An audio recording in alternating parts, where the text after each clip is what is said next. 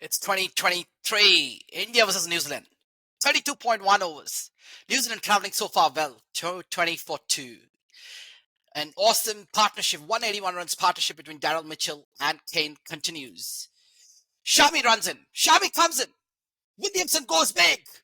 Has he gone big? No, he hasn't. Shami has done it. Reasonably simple catch by Sky. Wow. Shami runs in again. 32.3. That's close. That's really close. That's a double breakthrough. Shami is turning out to be some kind of hero tonight at Wankhede.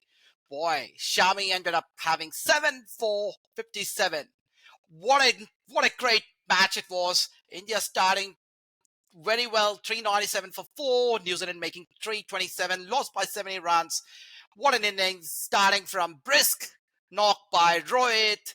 Gill supporting him with a quick 80 of 66 balls before he ran on to cramps. Kohli, what a wonderful knock. 117 of 113 balls. Getting Monkey off his back, the 50th century.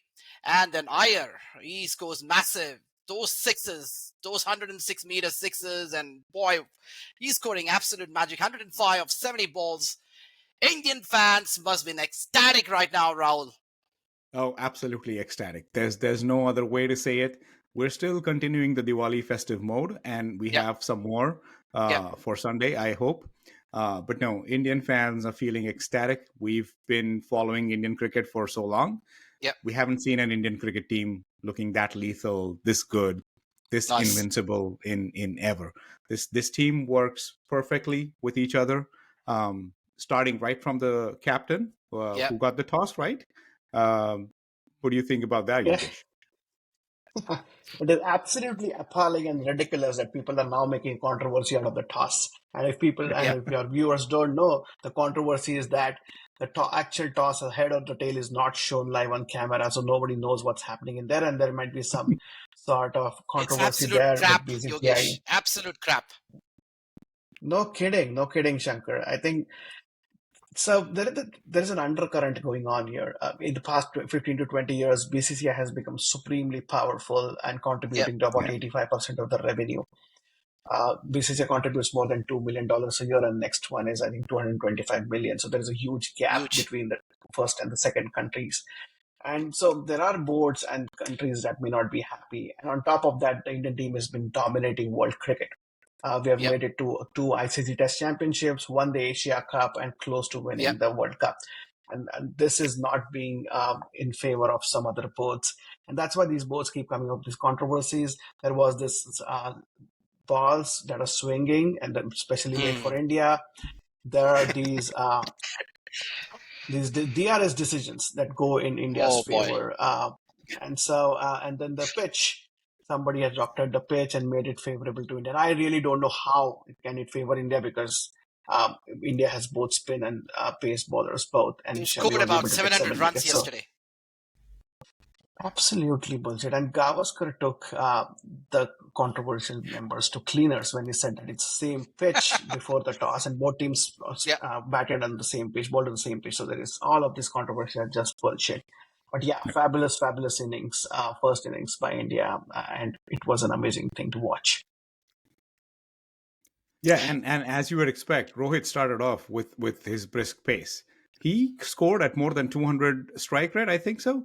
Once he departed, which was through a superb Kane Williamson catch. I can watch that catch again and again 5 times. That was a ripper. Absolutely ripper. And after that, Shubman Gill took over. And then Shubman Gill had cramps, and then Shreyas Iyer took over. Virat Kohli is there as steady as a rock. This Indian team is amazing. This batting lineup is amazing. They complement each other perfect. I just have to say, whoever is facing us in the finals, Australia or South Africa, beware. Kohli has all the records that he could have gotten. He's broken Sachin Tendulkar's most number of runs in a World Cup record. He's broken his 100s record. He's going to play fearlessly. And a fearless Kohli. You got to be scared. Ominous sign. But I'm talking about Kohli. Kohli has been impeccable. I mean, we've all, praised a lot. And you know what? we can keep going. But you know what? Kohli has been impeccable in terms of he knows what to do at this stage. Obviously, he's reached the age, he's reached a milestone. The monkey is off back.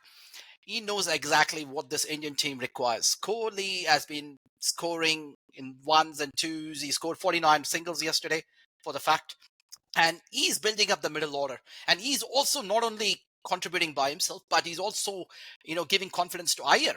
I can think Mhm. back, how Yeah. Javed Miadad used to do the same thing with Pakistan team, middle order, and he used to build the confidence of other people, and that's what Kohli is doing. Sheet anchor role. He's just going berserk as a sheet anchor role. And you know what? As you said, his final is going to be more ominous because he's building. He's already got his fear off, and now he's going to look more dangerous. Oh boy, Kohli. Yeah. Outside of Kohli, too, what an inning by Shreyas Iyer. I mean, 105 Yep, out of 70 odd balls. Uh, Coincidentally, the three fastest ODI hundreds in the World Cup that have been done for India have all yep. been in this World Cup. Talking about intent. So when Rohit Sharma became the captain, there was a lot of talk about intent. I personally, as a cricket fan, was a little dissatisfied because that intent wasn't seen for the first Mm, year or so, at least in the T20 World Cup.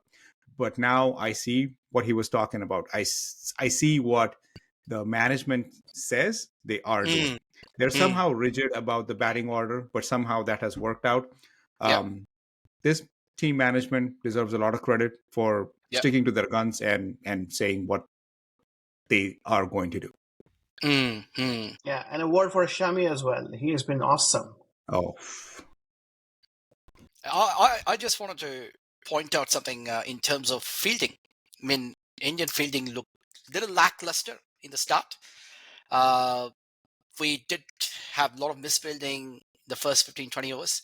But having said that, then captaincy of Rohit, Yogesh, you pointed that out, how Rohit has shaped up Indian innings, and his captaincy skills have been absolute prolific. He has kept the right fielder at the right place. If you see, Jadeja obviously taking all those three catches, and yes. can I say, KL Rahul, boy, he has been amazing wicketkeeper. I mean, we all spoke Mhm. about KL Rahul. We all criticized him before that T20 World Cup. And I myself Yeah. was really pissed off with KL Rahul, but he has turned out to be an absolute champion in terms of keeping. Mhm. He hasn't made anyone feel that he's a makeshift keeper. Mm, He's as good a keeper as maybe MSD was. Well, yeah, yeah, maybe not in his prime time, but no, yeah, he's been spot on with his DRS reviews. Rohit yeah, Sharma trusts him, and yeah, he's been great. He's been getting us the explosive finishes that we need, and yeah. he's been consolidating when we're down 3 wickets within 30 overs or so. So yeah, KL Rahul, hats off to you. It's not easy to be a butt of all the memes on the internet, especially when you have 1.2 billion followers. Yeah, But you've come through, he's so done well. hats off. Yeah, Yeah. New Zealand has to go a long way from here. I think Yeah, there are things that did not work in their favor. They lost Matt Henry, and that he could have made a difference because Tim Southey and Bolt gave away 180 runs in their 20 overs, which is huge. Southey even crossed 100 runs, so that affected them a lot. Tom Latham has been their weak link. He has not clicked at all in this World Cup. He's supposed to be a backup keeper who could bat in the middle over and then rally the innings just like Kohli does for yeah. India, and he could not do that at all. So that has been their Achilles heel. And to Mm, win a game like this, or to score 400, you need two or three huge partnerships, and someone who's scoring 150 balls and somebody else scoring 70 or 30 balls.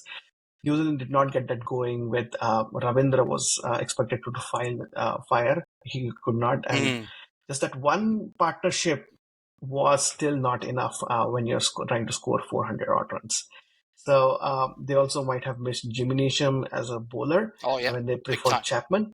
yeah. Because Chapman has not done anything in this World Cup at all. Yeah, So Jimmy Neesham could have been a handy bowler as well as got some runs as a left-hander down the order because he got England, New Zealand closer to Australian score at Dharamshala few couple of mm, weeks earlier. So yeah, a few things for New Zealand to improve, but Not many teams could have done a lot more than what New Zealand did.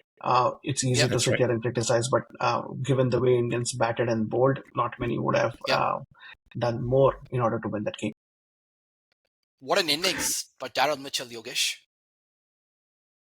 Yeah, absolutely brilliant. I think his first 50 came in about 40 He balls, was. and then the next 50 came in Yep. about 28 balls. So he Yep. just took the attack to the Indian team, and then he was cramping.